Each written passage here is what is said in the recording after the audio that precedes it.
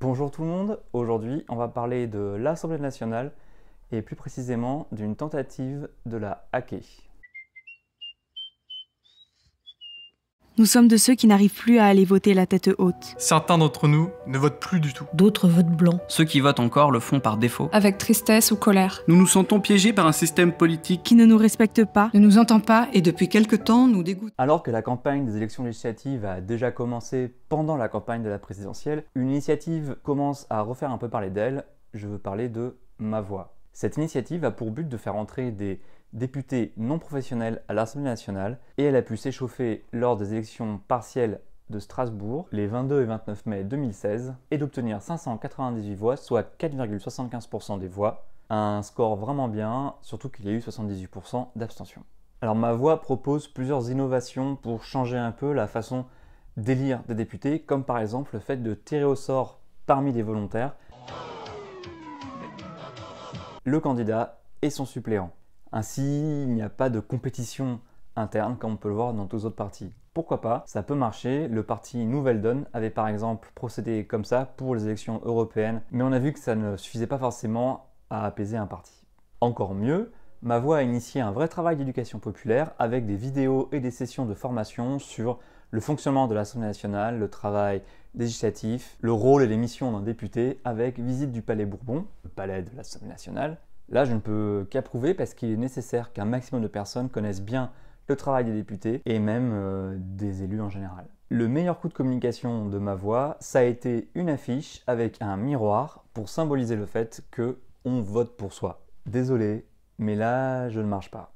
Je sais bien que ce n'est qu'un symbole, j'entends bien le message de réappropriation de la démocratie et de ses rouages. Par contre, je n'arrive pas à être d'accord sur le fond. Non, on n'est pas toujours le plus compétent pour se représenter soi-même. Un collectif n'est pas non plus une addition de jeux d'un autre jeu et d'encore un jeu. Parce qu'on ne peut pas être bon partout, tout le temps, dans tous les domaines, ni tout savoir. Est-ce que vous pensez être le meilleur pour à la fois décrocher un prêt bancaire, défendre vos intérêts salariaux, éduquer vos enfants, maintenir une sécurité sociale digne de ce nom, voter une loi budgétaire? Non, évidemment. À cela, Ma Voix répond qu'on élit non pas un député, mais toute une équipe. Et ça me permet d'aller un peu plus loin que le symbole. Parce qu'au-delà de cette affiche et du symbole, c'est toute la conception du mandat de député que porte Ma Voix avec laquelle je suis en désaccord. En effet, Ma Voix souhaite que chaque vote du député élu en 2017, ou même de tous les députés, soyons fous, soit soumis à un vote, un processus de décision qui implique tous les électeurs du député. C'est écrit dans la charte, les députés relaieront les décisions de leurs électeurs pendant 5 ans.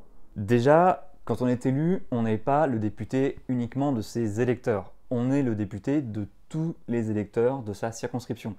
Et même mieux, on est un député élu de la nation.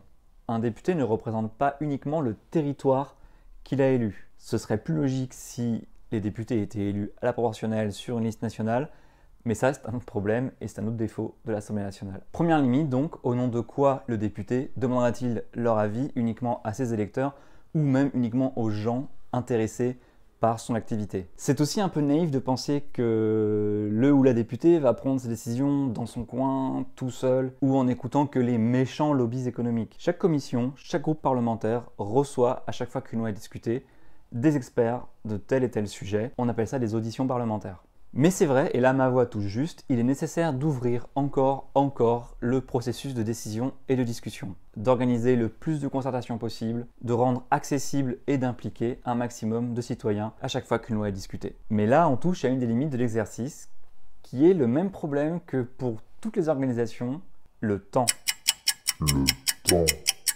Oui, le temps, celui qui passe, celui qu'on donne, celui qu'on investit. Les lois traitent souvent de sujets complexes qui nécessitent expertise, formation, information. Et déjà, les députés ne prennent pas toujours 100% du travail uniquement pour eux. Ils se le partagent au sein de leur groupe ou au sein de leur commission. Il me paraît donc illusoire que le ou les quelques députés de Ma Voix puissent être partout dans toutes les commissions de l'Assemblée nationale. Déjà, le député ou même les quelques députés ne pourront pas siéger dans plusieurs commissions et le temps de parole est limité au sein de l'hémicycle. Mais le principal problème avec le temps, c'est du côté des électeurs. C'est à mon avis une question d'ordre démocratique. Car qui aura le temps de donner son avis? Qui pourra se permettre de se mobiliser pour donner son avis et influencer le vote de son député? Qui aura le loisir de se former, que ce soit via un MOOC ou même la lecture d'un livre référence. Il existe un risque non négligeable que l'on s'engage en fait à chaque fois que les personnes les plus intéressées par une question, et ça ne veut pas dire que ce seront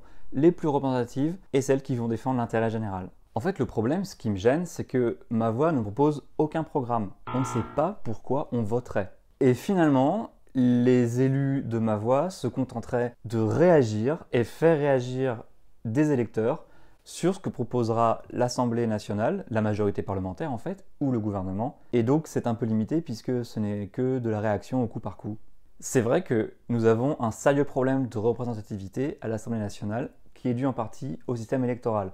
Nous avons besoin de proportionnel pour que plus de sensibilité politique soit à l'Assemblée nationale et que personne ne soit privé de députés. Car aujourd'hui, nous avons une aberration qui fait qu'un parti qui fait 20% des voix peut n'avoir que 2 ou même 0 députés. Et on peut dire que ça bloque l'évolution politique française depuis quelques années. Là où Ma Voix tape juste, c'est qu'il est effectivement nécessaire d'élargir le débat, d'ouvrir la concertation et la consultation, de réfléchir à des formes d'organisation moins verticales et moins pyramidales, plus horizontales, plus liquides. Mais je pense que cette solution n'est pas la bonne parce qu'elle se contente de parier sur l'addition de multiples voix pour bâtir un programme politique. Or, la politique, c'est certes la discussion, le débat, le compromis, mais c'est aussi, à un moment, la prise de décision. Et pour ça, il faut savoir trancher et proposer justement ce qu'évite de faire Ma Voix. Voilà, c'est fini pour cette vidéo. N'hésitez pas à laisser des commentaires, surtout si vous n'êtes pas d'accord avec ce que j'ai avancé sur cette initiative de Ma Voix qui a quand même des points positifs, j'en ai également parlé. Laissez les pouces bleus, pensez à partager, à vous abonner et je vous dis à très bientôt.